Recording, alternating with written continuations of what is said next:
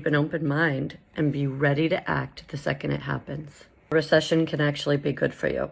You always see some people make money during recessions, right?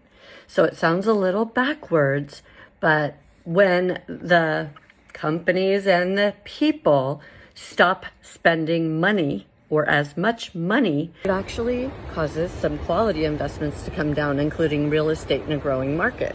Be on the ball, work with a realtor who knows what they're doing, work together as a team, and capture the opportunity exactly when it happens. And you use it as a seller credit. You'd save more like $900 a month during your first year. What do we wish that more renters knew?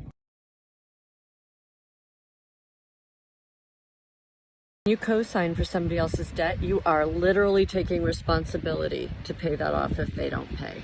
You put on auto payment, ding, and then you are going to say, apply this towards principal. You always see some people make money during recessions.